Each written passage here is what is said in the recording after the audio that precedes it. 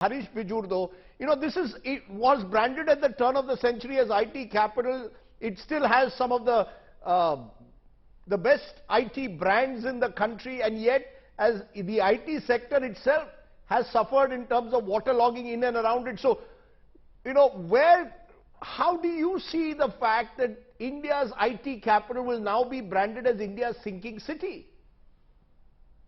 Well, you're right, Radhi. I think, we have secured a very negative image with all the rain and everything that's happened.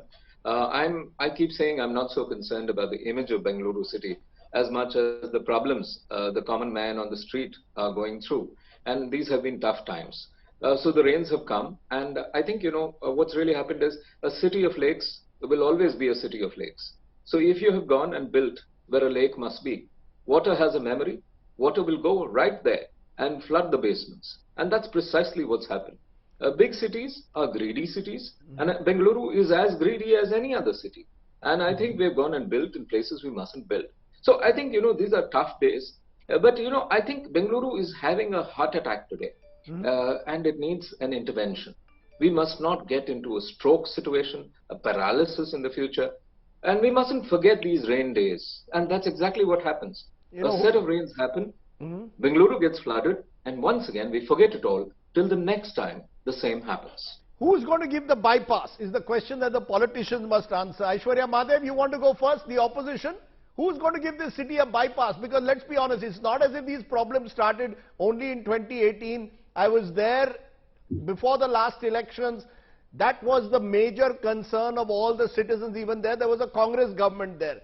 So let's be clear, when accountability is there, the problem is every government seems to be linked with the contractor Raj and civic official like Mumbai. You've got this nexus where the municipal corporation has been seen to loot a city using the contractors and the real estate mafia. Construction everywhere. 78% plus is constructed today in Bangalore. Good evening, Rajdeep. I think first and foremost, there's one thing about Bangaloreans where, we all say Swalpa, just muddy, and a lot of our citizens are very okay with being fine with a lot of the problems that they have. But this is one of the first few times I have seen massive furor over what has happened. And I think, honestly, accountability comes when there's enough outrage, and I may be a political representative, but I also feel accountability comes when there's enough outrage that will translate negatively for a government or a dispensation. And I think that is what is happening today. And Rajdeep, Bangalore as a city, I think, is the victim of extremely sad, unscientific urban sprawl that nobody's been able to fix. You saw the IT companies coming in, you saw the logistics come in, you saw that, add that to the boom of real estate and unplanned development, and this is what we have today. So who's going to bell the cat is what somebody is going to ask now. And I think looking at the sort of response of the people and the citizenry and the absolute misery, Rajdeep, I think this is about time that everybody is going to push through with political will. Maybe I'm hopeful. Aishwarya,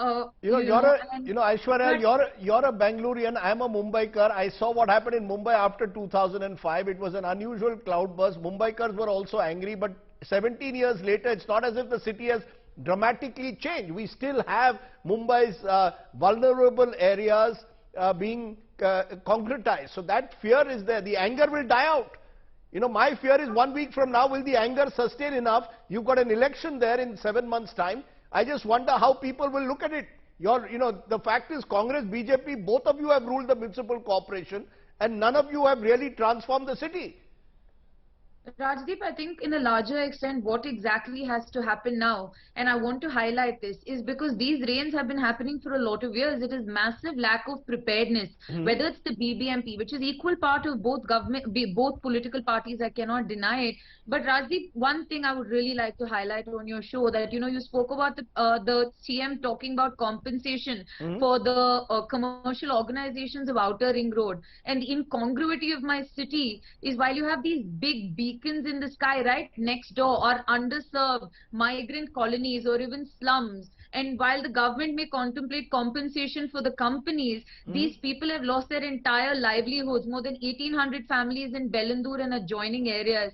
And hopefully the government will realize that lack of preparedness for some people may be fiscal loss, but for a lot of people in this city, which is built on the backs of a lot of migrants and underserved communities, they've lost their entire livelihood. And I really hope that the government will come out and be proactive in helping them as well, as much as they are about the IT corridor companies, Rajdeep.